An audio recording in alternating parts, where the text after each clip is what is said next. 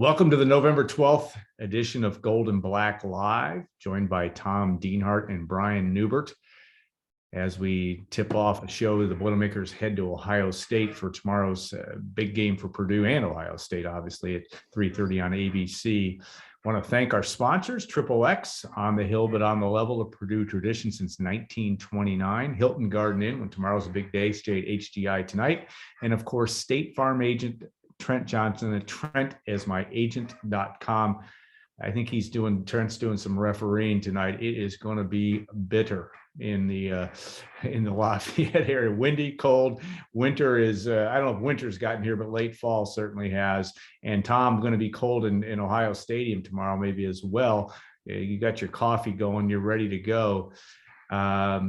We'll start with that. It's really a challenge for Purdue. Purdue goes into this game a 21 point underdog now. Not a lot to lose for Purdue, but a lot to gain if you could somehow be there at the end. Yeah, you're right. Opportunity stares Purdue right in the face again for a third time this year against a top 10 team. Depending on what poll you look at, guys, Ohio State is number 6 in the AP, number 4 in the college football playoff poll. Nonetheless, another big-time opponent. We all know Purdue's already shocked Iowa and Michigan State, but as we all know, this task is appreciably more difficult. Yeah, it is. Playing in the horseshoe, 1988, blah, blah, blah, Brian Fox, blah, blah, blah, 9 losses in a row. We know it's been a long time since Purdue's won there, but Purdue does have some weird good luck against this program, guys. 4-5 in the last 9 games. I think 3-6, or 4-5 in the last 9 games. In 2018, of course, last time they met, Purdue won. So don't want to get up on a big tangent here, but again, Purdue's had just uncanny success against the landmark or the marquee program in this conference. So who knows? I guess that's what I'm trying to say. Who knows? Purdue waltzes into Columbus as hot as it could possibly want to be. 2 wins in a row for just the second time this year. And again, like you said, Al, nothing to lose, buddy, right? Jeff Brom said it himself, they're the underdog. There's really no pressure on them. It's all on the Buckeyes, right? And this is quite a gauntlet the Buckeyes are going to have to run here down the stretch. They're playing for the playoff, obviously. They've got Purdue. They've got Michigan State. They've got Michigan. They're probably the Big Ten title game. So again, maybe they want to send a message. I don't know, because they haven't looked that great the last couple of weeks. So it's going to be a very interesting Saturday to see how this all unfolds on both sides of the ball. Yeah, segment 3 will be with Ernie Schrumpmeyer, who was a hero of that 1988 game. Well, and I'm sure he'll have some interesting things to say about what it takes to win in Columbus. Hard to imagine. If you think about it, in 88, there was a 17-year-old quarterback. In 2021, if Purdue would pull it out, it would be with a former walk-on. Both really crazy situations. Brian, Ohio State is what it is, and it is fighting for its college football playoff life. It is ranked 4th, I guess, now this week, and maybe they're safely in if the Buckeyes win. They will be safely in if they win their next 4 games. But this is a huge task. I mean, you can't hard to minimize how good Ohio State is. I know they haven't played that well the last couple of weeks, especially offensively, but this is a team that's just been pasting people prior to that. Yeah, this is Purdue's opportunity to basically light the whole college football season on fire. Yeah, because you've already knocked out Iowa. They wouldn't have stayed in the playoff mix anyway, most likely. You've already knocked out Michigan State. They might have. And now if you dealt the death blow to the Buckeyes in the playoff fray, this would be their undoing. They'd be done. You would basically have influenced the college football season probably more than any team in college football. No doubt. You probably also would have cost the Big Ten a hell of a lot of money, but yeah. Oh well. You got to do what you got to do.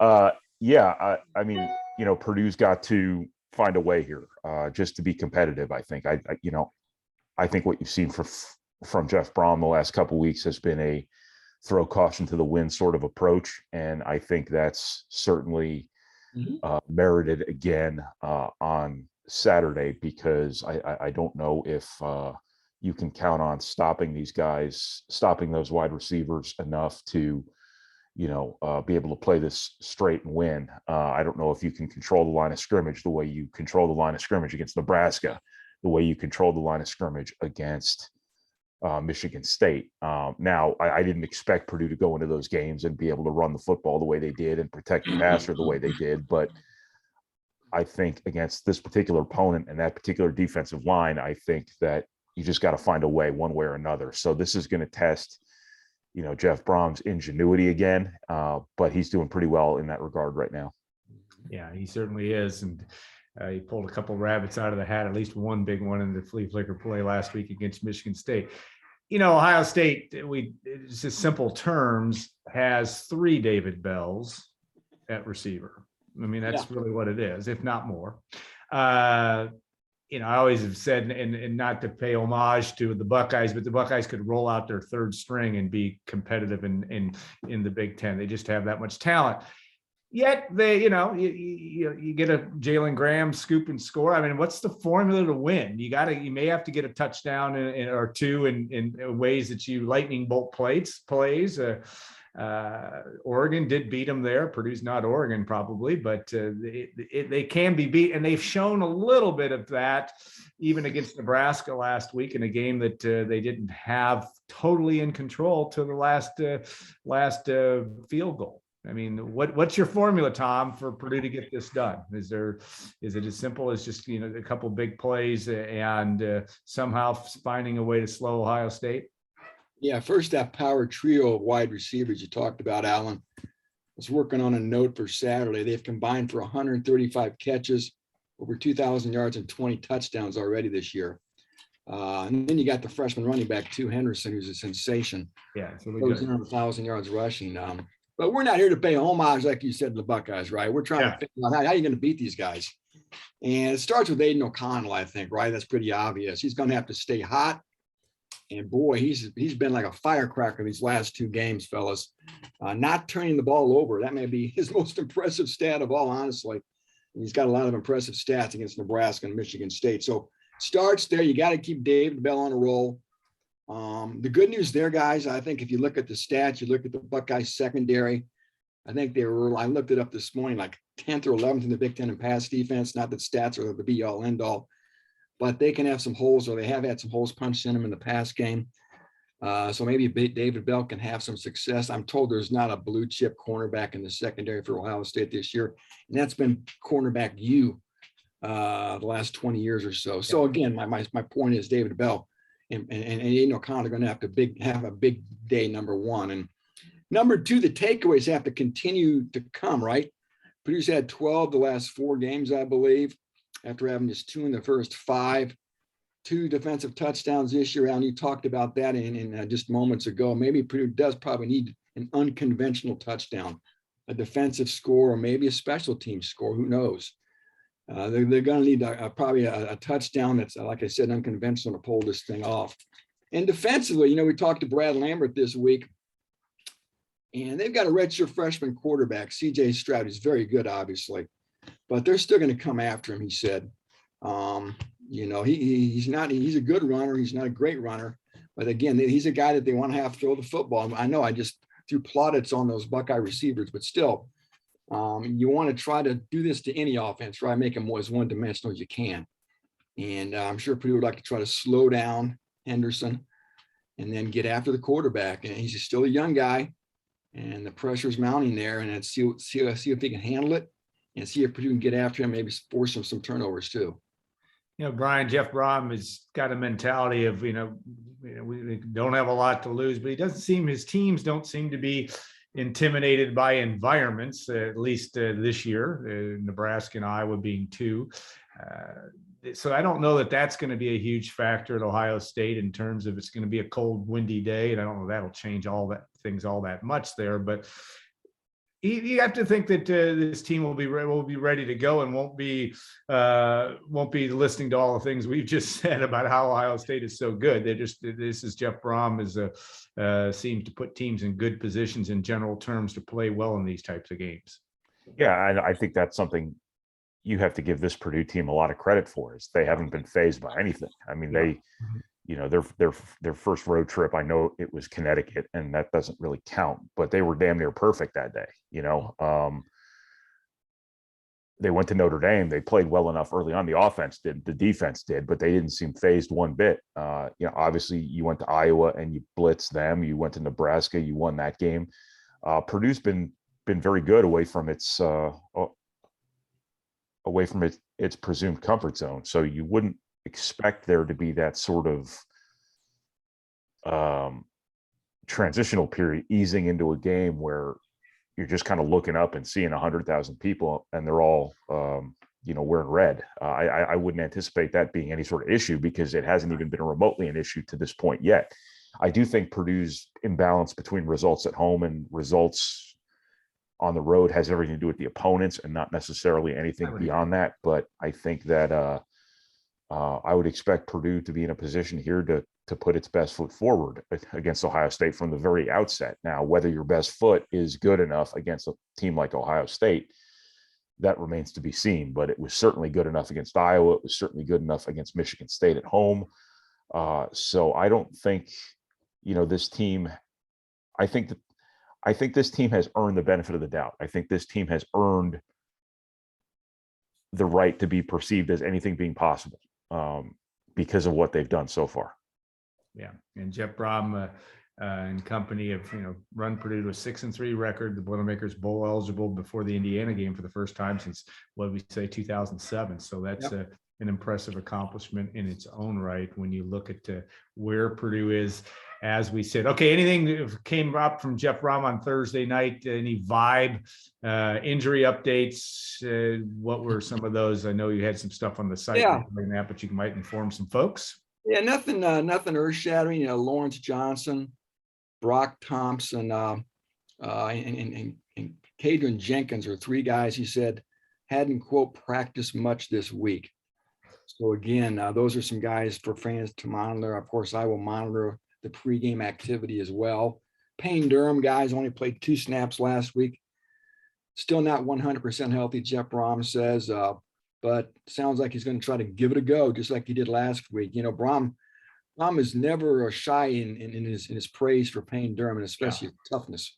And I've been told by a lot of people this guy's the leader on that offense too, from a vocal standpoint. And a lot of people look to Payne Durham. So if he's going out there banged up, that says a lot. And I think it raises everybody's level. So yeah, that was really the tone of the update from Thursday night. Jeff Brom wasn't expecting Purdue to be ranked in the college football playoff poll. He was asked about that, of course, not a shock. I was shocked they weren't in the AP poll this week, guys. Again, not that any of this stuff matters, but it's good for the program, right? This is the first time they've ever been in this college football playoff poll ranking. So check that box off the to-do list that Jeff Brom's accomplished at Purdue. Of course, they got ranked in the AP after the Iowa game, first ranking since 2007. So again, just a nice feather in the cap for the players and program watchers, if you will. So yeah, I just looked at the app, guys, the weather app in Columbus Saturday, 43 degrees, partly cloudy. So that 43 is the high. So and windy, I think, too. It's gonna be a parka day, and at least it looks like it's gonna be dry. Yeah, that's good. All right, Brian, you were up late last night, this morning, getting ready for, among other things, Purdue, Indiana State tonight in Mackey Arena, 8:30 start, Big Ten Network broadcast. The news of the week, Trey Coffin-Wren's decision, which I think was extremely significant. We talked about that. But what do you look at going into this game? Purdue 24-point favorite against a team that a couple of years ago, in kind of what was it, 2 or 3 years ago when they played this, it was for charity, gave a Purdue a little bit of a tussle there in Mackey Arena. I understand things are totally different now, but what do you expect tonight? And give us a little bit on the Trey Coffin-Wren situation from your view. Yeah, well, it's really hard to know exactly what to expect from Indiana State tonight because they have a new coach, and Purdue's had to go back to his old stop at Lincoln Memorial, a D2 school in Tennessee, to try to get a better idea of what they're going to do. Now, that being said, every bit of perspective you can get on a coach and a coaching staff can go out the window real quick because of Zach Edey and Travion Williams. There's really not a whole lot of of appropriate context in terms of game planning, because teams like this never see big guys like that. Very few teams actually do, but teams like this never do. So you really never know. But the thing for me tonight, that I guess if I'm most interested in something, is this is a more traditional sort of offense, and you want to see Purdue do a better job from a defensive perspective in terms of containing the dribble and things like that. Whereas Bellarmine the other night ran a system that Purdue won't see again. Purdue may never see again, where I think they dribbled once on their first offensive possession. So Purdue's got to find a way to get better defensively, especially before they go to Connecticut. And this is probably an opportunity to face a little bit more athleticism than you faced the other night, a little bit more of a team that will try to test you off the dribble. And Purdue has to do a good job in that regard. Purdue's got to figure out a way to become a better defensive team than it was in the preseason. I know that's been the emphasis in practice. That's always the emphasis in practice, but it has to materialize into something tangible on game days. And I think today is a much bigger, I guess, test, for lack of a better term, than the season opener was, just because of the nature of the two teams. Regarding Trey Kaufman-Renn, yeah, this is a win-win. It's surprising because you don't often see guys who were, top 50 players nationally who had offers from North Carolina, et cetera, coming to a place like Purdue and redshirting. But if there's anybody who's all in on this, it is that kid, because I don't know if I've ever seen a kid who's been more eager to develop as a player, more keenly aware of his own development, more self-aware of his own needs to improve than that guy. He has seemed to me like a guy who has enjoyed the process as much as he has enjoyed the reward.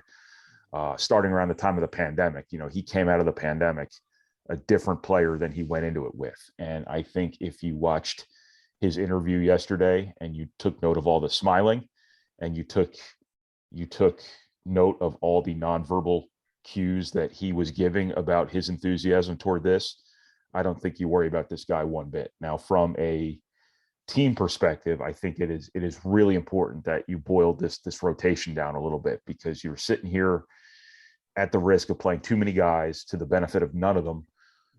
Trey Kaufman-Renn's thing is he's going to be a scorer, and the most likely scenario in that regard this season was that not a single meaningful possession this season ran through him offensively, because you have the centers, you have Jaden Ivey, and you have guys who are going to handle 99% of the offense this year in terms of the responsibility. Now, that doesn't mean they're taking every shot, but it means when you're calling plays and when you're designing offense, you're doing it with those guys in mind. Come next year, Purdue's going to be in a different place. Trey Kaufman-Renn conceivably could walk right into a place where he's a little bit more featured next year than he would have been last year. I think it's a reasonable assumption to make that he's going to be a much better player next year than he is right now. I think by getting a little bit less inexperienced, I think Purdue gets a little bit better defensively. I think that was his biggest area of concern right now.